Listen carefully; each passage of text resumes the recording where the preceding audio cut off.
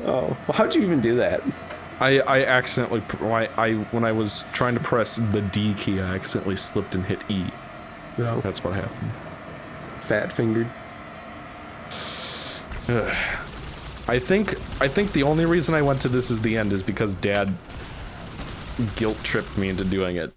It's just like, I guess you don't want to do something with your old man. And it's like, I'd rather do that with him than, like, do chores in the farm. The farm. Yeah, the farm, as he refers to it. I know, I like how, if you say that with no context, it sounds like... Yeah, that's an image.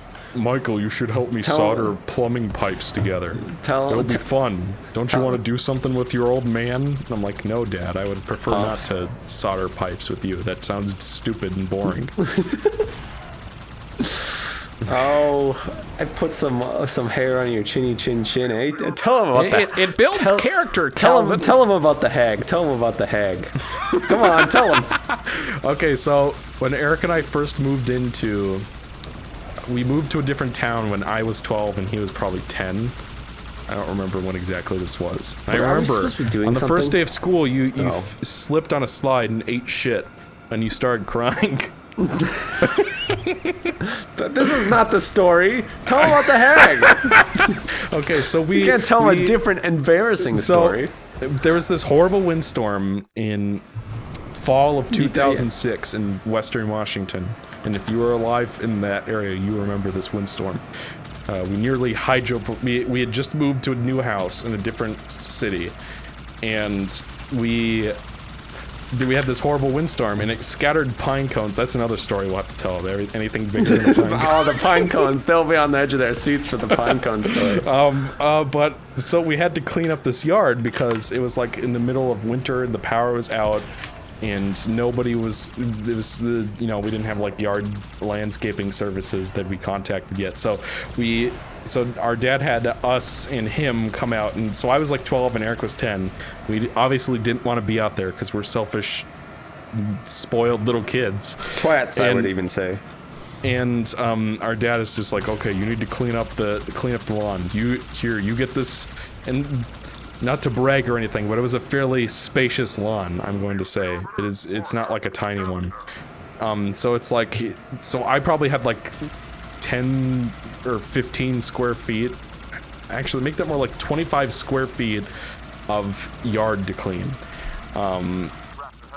That's probably still too small. It's a big-ass lawn, is the point. And so Eric had a chunk he had to clean, and I had a chunk. And Eric kept referring to my section of the yard as that hag. And so periodically while I was cleaning, he would show up with like a rake, and this isn't the time where you asked me if I wanted the glove. For the record. Yeah, okay. The pine cone story and the glove comes later. Relax with all these yard. So we were cleaning cleaning the yard, and Eric's just like, yeah, your side of the yard looks like shit, so you need to get to work and fix that hag. I want to clarify that I was like 10 years old, just sitting on the other side of the fucking thing, just talking shit constantly. I wasn't working, I was just busy screaming at how shit his side was. He was getting might be so hard for the pissed. people. It might be hard for the folks at home to believe, but Eric was what you call an annoying little brother. This is slander, I'd have thought, but Eric, you might even call it Eric slander. Yeah, so we were like busy. So then there's this other time where we had to clean the yard. And our dad was just like, you live at our house, so you gotta do chores. And I'm like, okay, fine. And he's just like, I want you to pick up everything in the yard that's bigger than a pine cone. So, why is that? See, okay, that's such an Our dad just sounds like me. He sounds like me. So I'm doing an impression of myself. It's I just want to. The reason I'm laughing, is because that's such an inane sentence to anybody else. But we said bigger than a pine cone 400,000 times for some reason. I don't know. Should we probably fucking? Which is more interesting, our sweet pine cone story or aliens? Then there was another time. Stuff. Yeah, there's a flood here. So, there was a time I think this was tension like is 4 building. years ago. There's Where the this fuck time are 4 you? I'm years gonna ago, kill you. Eric and I. Okay, Bitch. yeah, thanks for that. I'm still. I'm not live Yeah, you'd anymore. like that, wouldn't you? But there was a time where Dad was like, "Okay, you need to come outside and help me put up the Christmas lights." I'm like, "Okay." So we go out to hang up the Christmas lights. I said yes, Father, obediently. Yeah, because Eric's the I don't know, I guess the authoritarian one. So we, you know, the one who respects authority. So you so our dad Yeah, was that's like, exactly okay, what you need that to help me means. put up the Christmas lights. I'm like, fine, whatever, Dad. I'll stand out in the cold and hold the ladder for you so that while you're climbing down, you don't fall and crack your skull open. That's fine. And so we did that, and then it was like freezing out, and for whatever reason, Eric was wearing like a glove on only one hand. I don't remember. And then, so I'm standing there holding it, and Eric's just like jabbering about nonsense. He's just like, "Oh yeah, there was this time that my debate teacher, you know, we had to pick a debate to go to, and I chose evolution." You were talking about some shit, and then you were just like, "Oh, by the way, do you want the glove?" so about every 5 minutes, he'd go like, "Do you want the glove?" That's pretty much it. And you said no, despite the fact that you were the biggest fan of Glover I know. It was honestly strange. Wow, that guy tried to kill that ghost with a grenade? It's very strange. That couldn't have possibly been you, huh?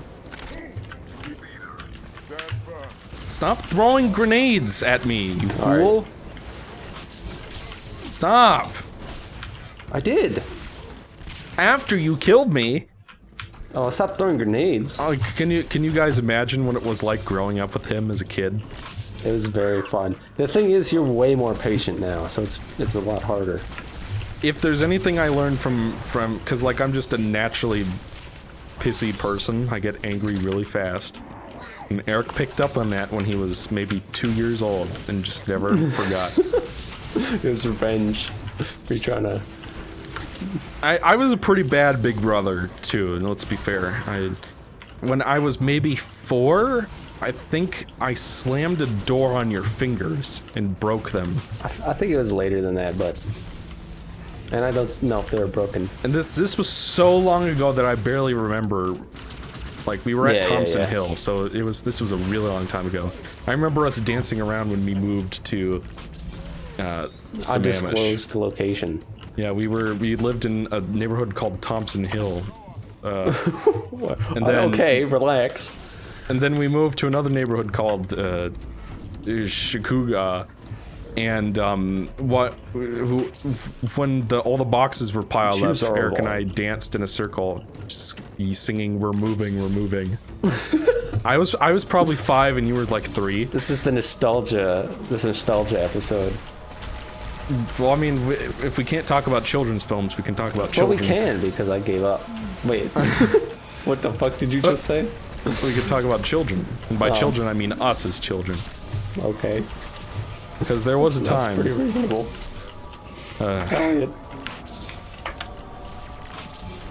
What's your favorite Boog moment? Boog. I think my favorite moment is when he's telling Elliot about how he's the mighty grizzly. He probably dances in that movie, right? Oh, he definitely does. Okay, Michael, find him dancing and put it find Martin Lawrence Bear dancing in The Great Outdoors or whatever the fuck that movie's called. I don't even... The Great Outdoors? Oh, I loved Martin Lawrence in The Great Outdoors alongside John Candy. Well, you know, my favorite part of The Great Outdoors is when Martin Lawrence in a fat suit talks about how he has a gusher. Is that Big Mama? Yeah. It's Big Mama's House 2. Get it right. I'm getting very confused with all these sweet films we're talking about. What you don't want is a nanny who's packing. Michael, put the entirety of Big Mama's House 2 in this episode right here. Remember when they made Big Mama's House 3, but they called it Big Mama's? And the plot was I don't remember Trent, that. Remember Sherry's son, his name was Trent, like he was the little boy. When does Paul Giamatti show up? Well, Paul Giamatti is only in the first one. when he's playing basketball with Martin Lawrence outside of the fat suit while they're watching security camera footage of Sherry undressing or whatever. I don't remember that fucking movie. There's a part where... Yes, you do. You evidently do. So there's like... And the only so Paul person who Giamatti does. gets shot by... whoever the bad guy was in Big Mouth House 1. And he ran away from Paul Giamatti or whoever that was, and he had a conversation with Jeff Bridges or whoever that was. No, so there was the elderly No! man named Ben who has a crush on Martin Lawrence. Michael, in the look fat down, suit. look down to your right. Are you stuck? Okay. That's not what Evidently I intended to do. That's not what I intended to do. Listen, it was, you know that when you swing your sword at one of those little fellas and then you fly off the edge of a cliff? Oh yeah, so you knuckled off of it. That's, yes. You were going shit fuck yeah, and you. I was and you went about off to the say edge. I shit fuck yeah my way off the edge. Okay, so your favorite anyway, back Knuckles to what I quote? was talking about. So No. Trent, What's he's your favorite the little boy from Knuckles Big quote? Mom's What's your House favorite 1. Knuckles quote? What's your favorite Knuckles quote? You're welcome, audience. I mean, Knuckles is such a great character. I mean, how could I not think of a line That's right true. away? You loved him in Sonic, all of his voice lines in Sonic 3. I think my favorite line was when he And says, some other guy, "Stop!" I forget his name. Oh, that was good. That was pretty good. Oh, I know it. And this will annoy people because everybody hates Sonic Forces for some reason. I think it's the part where he says, "None of this is good, Charmy. That's why it's called war." Okay. That is What do you think? funny. That's pretty good, right? That is pretty funny. Out of context, at least, it made me laugh, so I appreciate that. I don't even remember any Knuckles lines besides shit, fuck yeah, and Batgirl. Yeah, we'll see about that, Batgirl. Did you know that the actress who played Rouge also played Bubsy in Bubsy 3D? I did not know that. That's a sweet piece of gamer history. Yeah, I mean, it was so great. Lonnie Manella is her name. You should make a whole book of those little facts. I think Lonnie Manella Gamer history. and Greg Berger were both in The Last of Us as like rando NPCs. No. And speaking of Knuckles, Travis Willingham was in Last of Us 2. He was one of the guys in Santa Barbara. The Rattlers. When do you think this is on topic? When do you think when did Family Guy become so hated, but also loved ironically? What was the year? Probably whenever ding fries are done was a thing. People liked it even then, though. I think. Michael, put the entirety of Ding Fries Are Done right here. Ding fries are done, ding fries are done. I gotta run, I gotta run, I gotta run, I gotta run. I work at Burger King again. making paper whoppers. I will paper hats. Do you want an apple pie with that? Do you want an apple pie with that? All right. Cut that while editing. Cut it out. Just the audio. Put it on Twitter unedited. Please, please do it. Why? Please. It's not even that funny. I know You it's didn't not laugh. funny. It's not. No. Yeah, but I would laugh if you put it on Twitter just as audio alone with no context.